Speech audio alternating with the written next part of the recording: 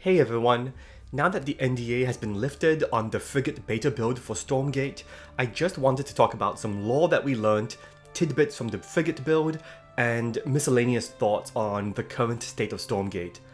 Just a very quick disclaimer that everything is from the Frigate Beta build, so a lot of stuff are works in progress, and as you'll see, they've already changed several things.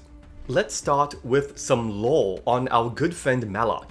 Back in the Elephant build in March, the only description in his overview was that he is a strong caster with ranged units specialized in fire. But now in Frigate, he has a proper bio. An eldritch sorcerer who, through fire and necromancy, is one of the most fierce and malevolent infernal commanders.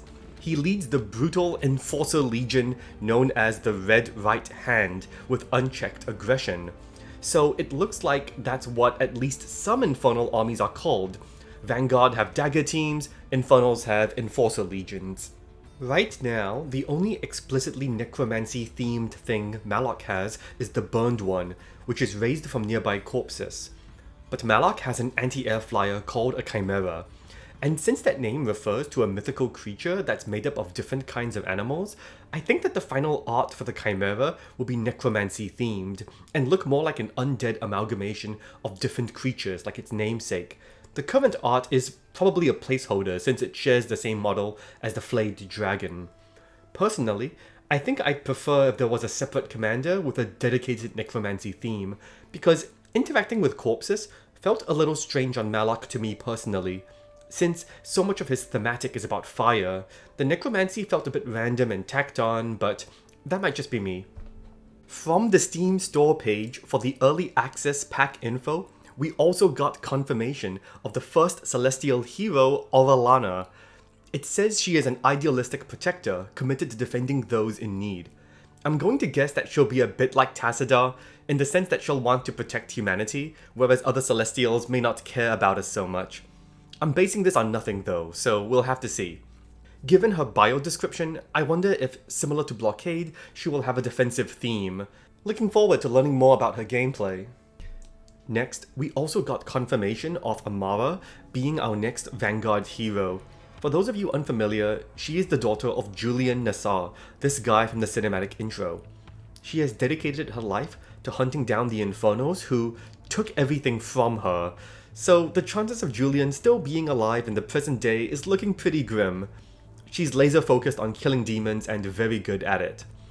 Speaking of Julian, I noticed he and Amara both had this little crystal on their dog tag chain, but I didn't think much of it. I just thought it was something all Vanguard soldiers get. But now that we know Amara is Julian's daughter, I'm guessing she just takes his after he probably dies. Her call sign is Dagger 4. And just like how Carl Barkley's call sign Blockade signifies defense and toughness, Dagger 4 sounds like the kind of name you'd have if you were doing a lot of stealth and assassination. The Vanguard had a tier 3 unit revealed somewhat recently, the Graven, which is kind of like a saboteur. I think odds are good that Amara is a Graven hero. She has 2 guns, like a Graven, though granted hers look like they might be a lot bigger, but more tellingly, they have the same torso design, complete with the 2 pouches in front. I thought that the thing around Amara's shoulders was a cloak or scarf, but after seeing the Graven, it's also possible that it's a hood. The 2 of them both also have a knife strapped to their thighs. Nova was another popular character and co-op commander from StarCraft 2, so I wonder if Amara might be a spiritual successor to her, as a covert ops specialist leading lady. Now, I want to talk about some of the art of the Celestials, but I won't deep dive into their mechanics because I think other people have already covered that topic in other videos. Let's begin with the Celestials' Vector unit, and how it's probably already received a visual update. The unit looks amazing in its concept art, but you can see how in-game, in the Frigate build, the lighting is such that a lot of the details like the gold accents are washed out. From the distance you see this unit at, it kind of just looks like 2 white triangles, and it lacked the visual impact from the concept art. But if you look at this screenshot from the Celestial reveal trailer, you can kind of see that most of its hull is now that kind of deep gold color, and its turret is now white as opposed to being the dark metal it was before. The player's team color is also displayed much more vividly, as opposed to being the pale gradient that it was in the Frigate build. The Kree were another unit where it looks like the color scheme got some tweaking post-Frigate. In the Frigate beta, the color distribution was pretty faithful to the concept art. You can see that the forearms that the blades attach to are the player's team color, but I think so much of the Kree silhouette was taken up with the player's team color that it kind of lost too much of the regular colors that identify it as a celestial unit. So you can see that in these newer screenshots, the location and amount of team color on the Kree has been shifted around. Obviously this isn't necessarily final either, but it's nice to see that Frost Giant is at least experimenting with this, since I think that the implementation in the Frigate build looked a little too out of place. The Scythe is another unit where the three main colors of white, gold, and black are more distinct in the concept art, because in-game, the lighting again tends to wash things out a little and makes the unit look less detailed than it actually is. So maybe the Scythe will also undergo some similar visual touch-ups. One more thing I wanted to say about the Celestials art is that even though I use the word white to describe one of their main colors, it's more like a pearlescent look. If you look closely, you can see that it's got this shifting hue of blue, purple, and green, depending on where the light hits. It's actually really gorgeous, and it's on just about everything with this white material. But I think it really gives the Celestials a otherworldly, divine feel. Okay, now we're moving on to the more random grab bag section of this video, starting with Major Galt, the villain of the Wreck Havoc co-op map. I just wanted to say that when I first played the game in the Elephant build, the one in February/March, I didn't look too closely at his portrait. It was so small, I thought he looked like this. But in the most recent build, he shows up personally as an enemy hero, and his portrait is more clear. I was pretty surprised because I didn't realize he was this big guy from this concept art. I hope I wasn't the only one who was really misinterpreting his portrait. This also means that we got to see the in-game model for this concept art, and I'm sorry I didn't take more and better screenshots, but I was very busy at the time of this beta build and sadly hardly got to play it, so I wasn't very thorough with my documenting. Next, I want to talk about Maloc's team-wide upgrades. This was something I was pretty stoked to see, because he didn't have any in the previous beta build. Maloc's two team-wide upgrades are Flesh-Made Fire, which increases the armor of all friendly biological units, and Siphoned Animus, which increases the health regeneration of friendly biological units. Maloc received lots of tweaks this beta, such as Mortardons no longer dealing friendly fire damage, but these were really cool because they were whole new upgrades.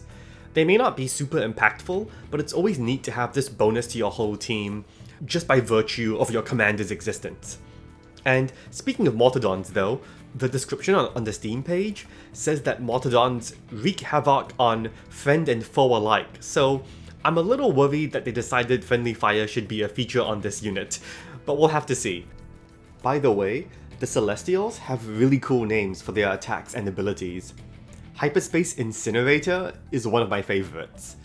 But I want to talk about a couple in particular. The Argent's basic attack is called Oscillamata, but it can be enhanced by energy to become Toolamata. The word tool with two U's also shows up with the scanner and its attack, Water Tool.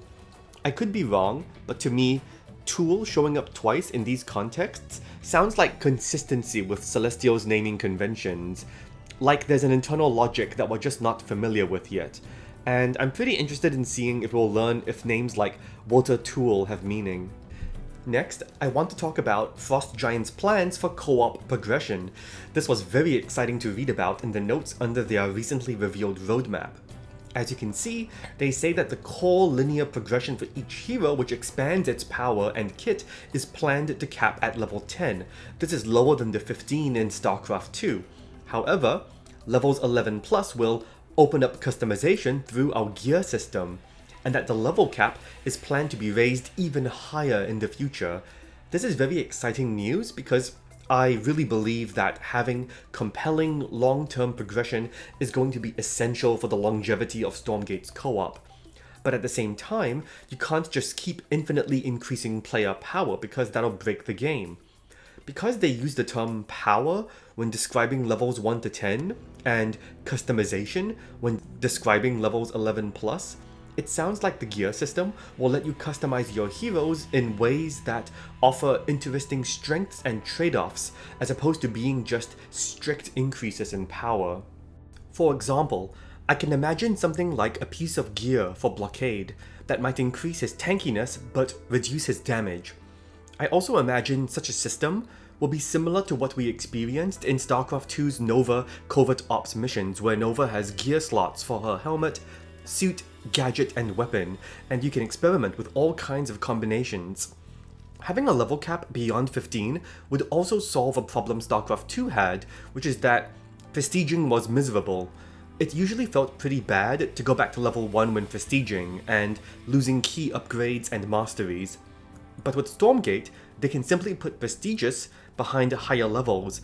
They could do that for years and years, since again, gear pieces and prestigious theoretically give you alternate ways to play your hero without strictly increasing power. That said, some power creep is inevitable, but it shouldn't be so egregious that they need to regularly overhaul the AI difficulty.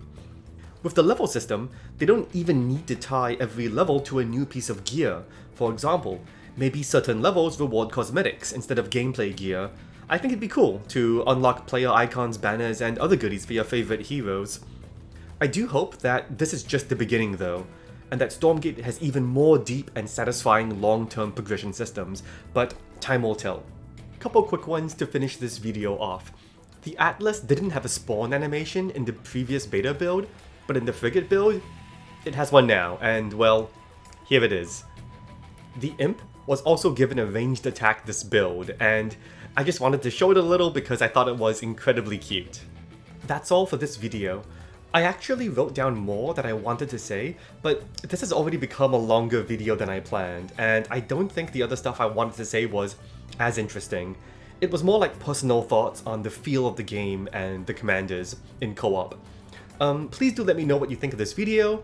It's a little odd since it's not so focused on a specific topic, but I hope it was still interesting and informative.